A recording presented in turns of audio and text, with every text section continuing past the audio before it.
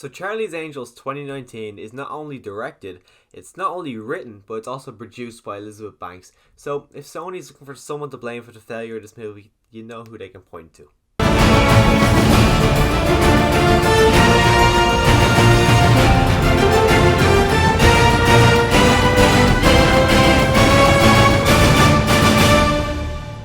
So Charlie's Angels 2019 is a sequel, but it's also kind of mostly a reboot.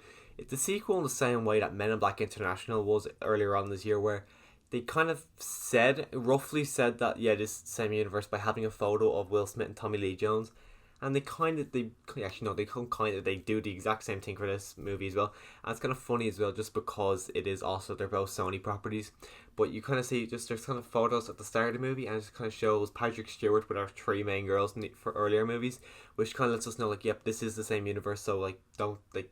I wasn't expecting cameos from them, but I didn't know if it was a reboot or if it was going to continuation. I'm kind of, people are always getting annoyed about all these reboots. I don't think I personally didn't give a shit if it was a reboot. I don't know if many people actually have a fond memory of these movies.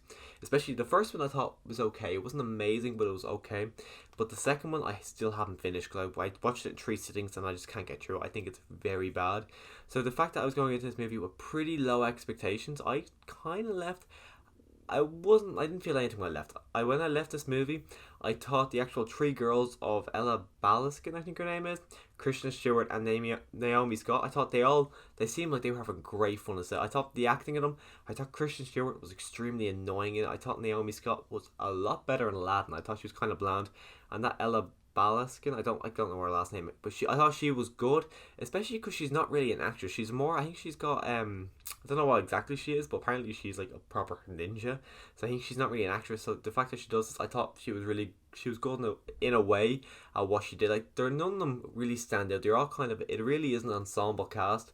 The chemistry they do have a lot of chemistry together, but I didn't really have much of a fondness for them. And like in the original three, even though they are more into their careers as angels, they do have you feel the friendship there. Where in this movie, they are all kind of meeting, but it doesn't really feel like there's a lot of friendship there. It doesn't feel like these girls would grow on to be friends, because they're just not like, I know they're all very different, but I just couldn't get the idea that these would all become really close friends throughout the years. I just couldn't really buy them. As well, Elizabeth Banks is in this movie. She's very good.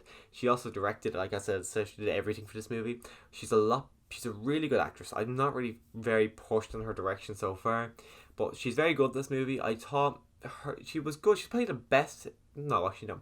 Patrick Stewart's also in this movie. He's probably the best. But then Elizabeth Banks is good. Patrick Stewart as well. He's in this movie. He also plays a Bosley. He's good. Like, they're all, Elizabeth Banks and him.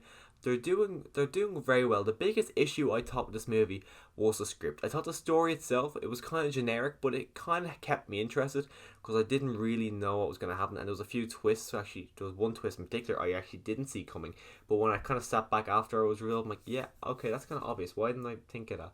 But the writing was my biggest issue. It's just the writing didn't feel like it's actual people's dialogue. It just kind of felt like people were reading words off a page. So this movie is an action comedy, and when it comes to the comedy aspect, I didn't laugh once. There wasn't a single joke in this movie that made me laugh. And there's a lot of jokes that are set up and they kind of leave a little bit of time for people to laugh. But I never laughed, and not one person. My cinema, it wasn't packed. It wasn't dead. It was probably about 10-15 people in there. And I didn't hear anyone laugh throughout this movie at all. As well, the action sequences, they were very disappointing, especially after coming off John Wick 3 this year, which is a phenomenal action movie. And then going into this, the action scenes are just really, really bad, and they're really weak. It's just nothing in this movie for the action sequences made me actually remember. Like, I seen this movie last night, and there's a lot of this movie I actually can't remember. I don't understand how the action sequences became so bad. I think the only reason I can think of is just Elizabeth Banks does not know how to direct action. I don't know all her movies. I think this is her second movie she directed.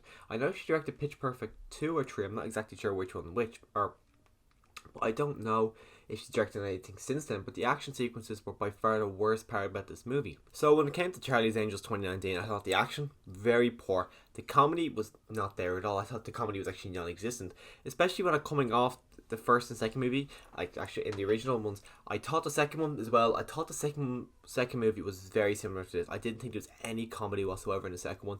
I didn't laugh once, but in the first one, I actually had me laughing a good few times. I think the first one is by far the best one out of them all. As well, the script is probably one of my biggest issues. It's just, as I said, it just feels like it's just people reading from a page. It does not feel like it's actual people having conversations. Even good actors like Patrick Stewart and Elizabeth Banks, who are really good at actual acting, I just felt like, especially Elizabeth Banks, even though she wrote it, it just felt like it was just her reading off a page. Which, especially when she writes it, it kind of like, how did that happen? As well, this movie, I cannot recommend. I wouldn't even recommend the originals. I just don't think these are good movies. I don't understand why, when Sony were looking at all their actual franchises, why they decided to go back and do Charlie's Angels, because they just, I did not think this was a good movie.